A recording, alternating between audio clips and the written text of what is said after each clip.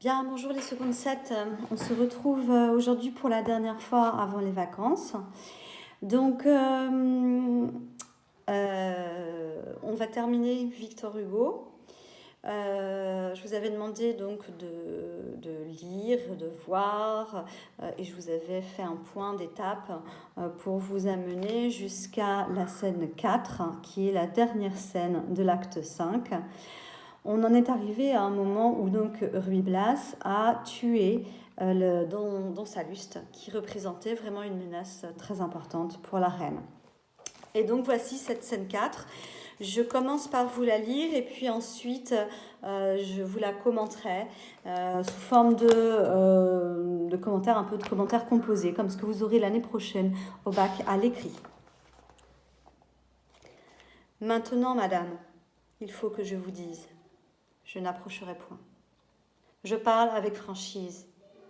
Je ne suis point coupable autant que vous croyez.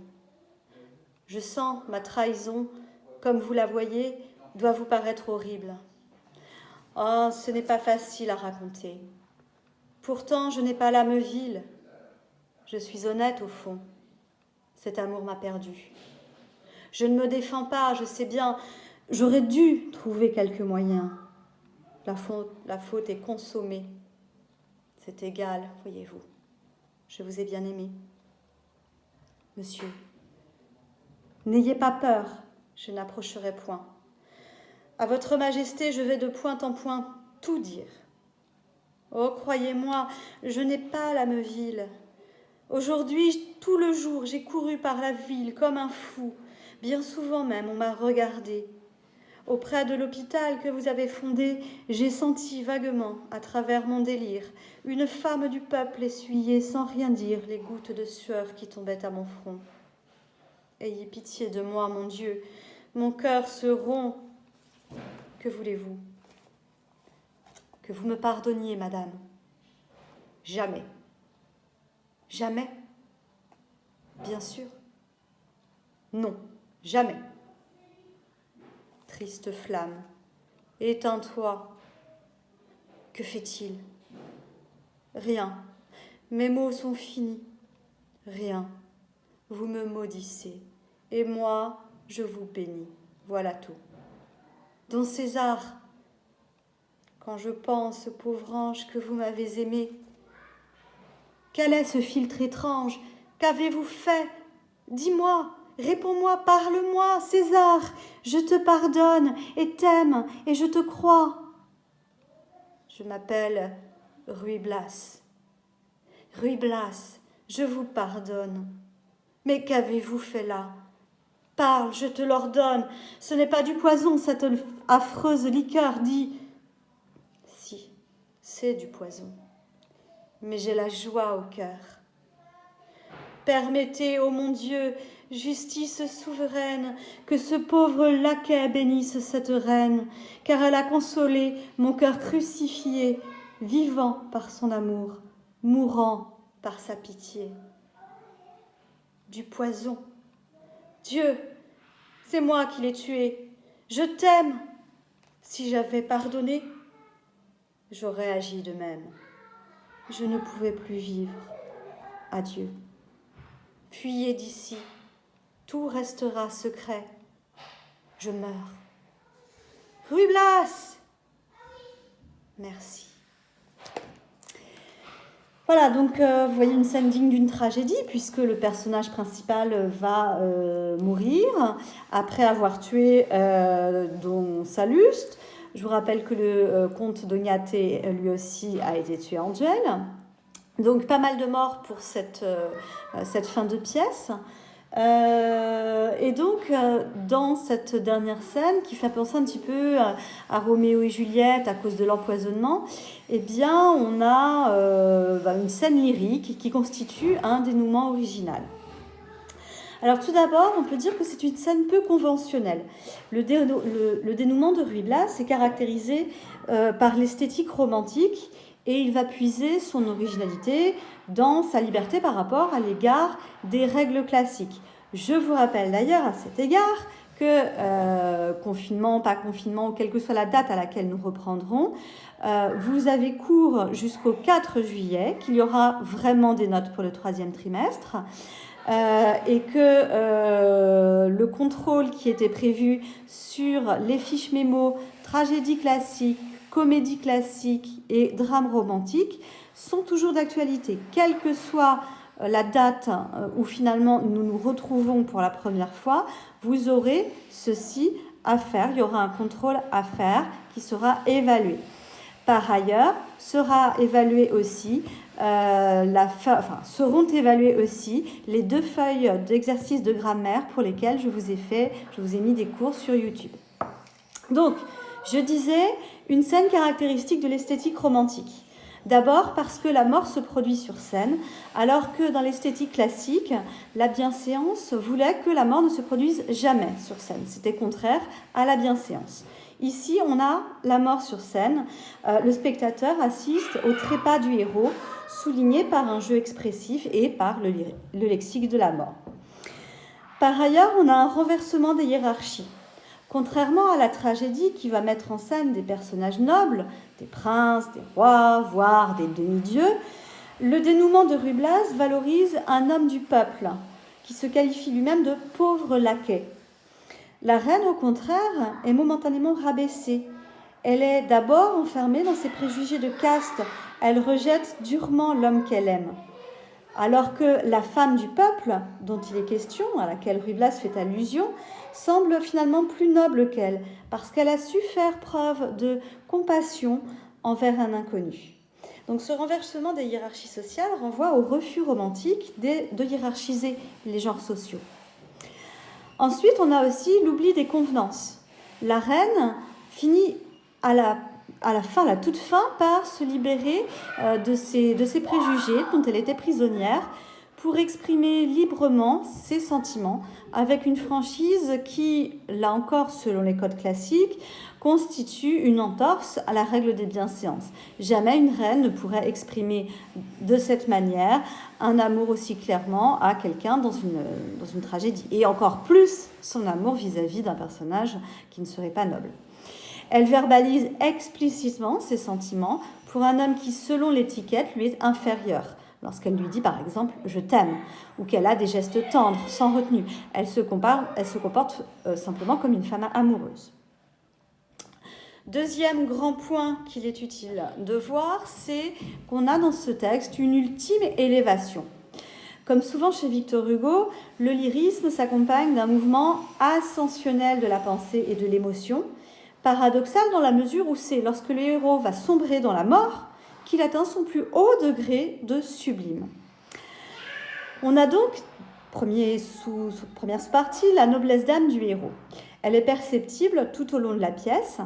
Cette noblesse morale de Ruy Blas, qui s'oppose évidemment à la noblesse de l'étiquette, de la noblesse au sens de titre de noblesse. Cette noblesse morale de Ruy Blas a été mise à mal aux yeux de la reine par les machinations de Salluste.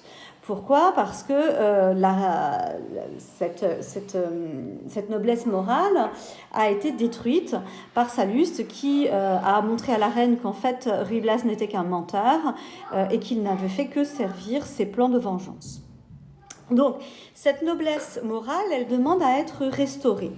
Cette exigence se traduit par la répétition de la formule « je n'ai pas l'âme vile », vile au sens de mauvaise, phrase que répète Ruy Blas. Et cette exigence de restauration de la noblesse morale, elle s'accomplit finalement dans la mort. Le comportement du héros suscite tout d'abord l'admiration du spectateur. Il fait preuve de franchise et d'humilité. En dépit de l'amour qu'il éprouve pour la reine, il lui témoigne toujours un respect soumis. À votre majesté, je vais de point en point tout dire. Votre majesté. Sa mort même est un acte de dévouement, puisqu'elle va préserver la réputation de la reine. Tout restera secret, je meurs. Donc effectivement, la réputation de la reine restera intacte puisque les plans de Don Salluste ont échoué et qu'elle va pouvoir s'enfuir de la maison, retourner au palais de l'Escurial sans être inquiétée et sans pouvoir être soupçonnée d'adultère. La reine accepte donc de lui pardonner et lui témoigne son amour, ce qui constitue un dénouement sinon heureux, du moins un dénouement apaisé. Ensuite, on a l'omniprésence du sacré. L'élévation à l'œuvre dans la scène est aussi suggérée par le lexique religieux, qui confère au dialogue des deux personnages une tonalité sacrée. Alors, il faut savoir que Victor Hugo a été élevé dans la religion catholique et que dans ses écrits, il est très fréquemment fait allusion à des passages de la Bible ou à sa croyance en une vie après la mort, comme on la trouve dans la religion catholique.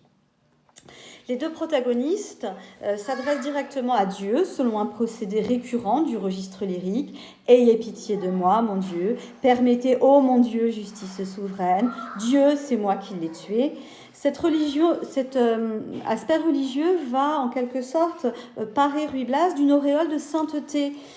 Comme un prêtre, il a le pouvoir de vous bénir, de bénir la reine. Et il le dit à 2 reprises, hein, « Moi, je vous bénis. » Et permettez que ce pauvre laquais bénisse cette reine. Les mots tendres que la reine a à son égard peuvent se lire aussi comme une préfiguration d'un au-delà dans lequel il serait sur le point d'entrer. Enfin, son sacrifice ultime le rapproche du Christ, comme le souligne la métaphore « mon cœur crucifié ». On a, pour terminer cette deuxième partie, une gestuelle symbolique. L'émotion lyrique manifeste dans le dialogue passe aussi par le langage du corps. C'est un langage évidemment très important dans les pièces de théâtre puisque, je vous le rappelle, une pièce de théâtre au départ c'est pas fait pour être simplement lue, c'est fait pour être joué. Et donc les comédiens, ils ont un corps et ils vont s'en servir.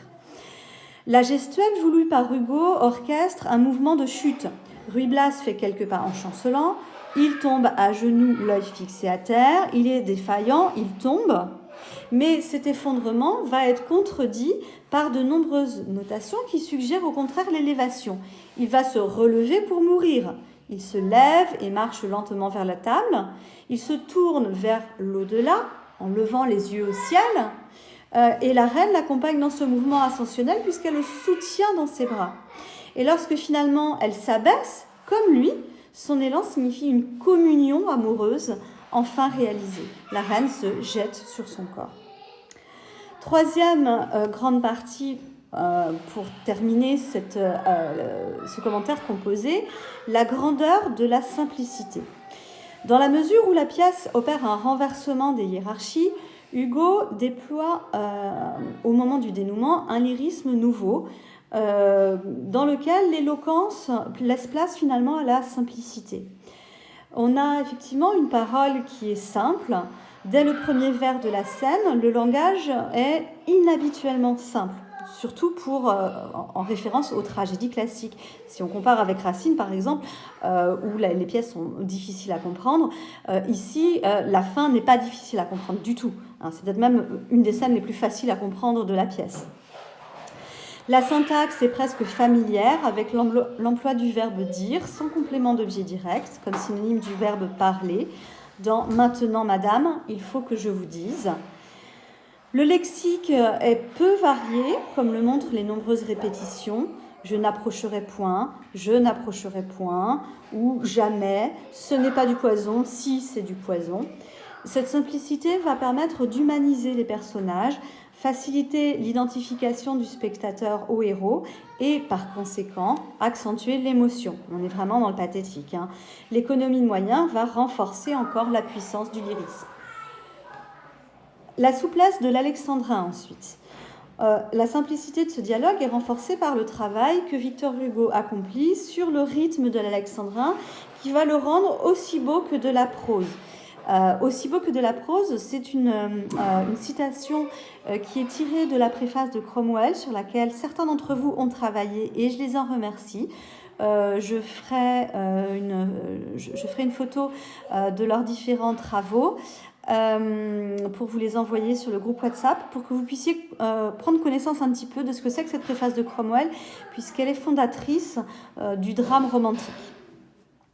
Donc cet alexandrin va être rendu aussi beau que de la prose, puisque la césure à l'hémistiche, c'est-à-dire au milieu du vers, hein, vous vous souvenez, la césure, c'est la coupure qu'il y a normalement au milieu d'un vers de 12 syllabes, et quand on a une coupure au milieu d'un vers de 12 syllabes, ça fait 6 syllabes, 6 syllabes.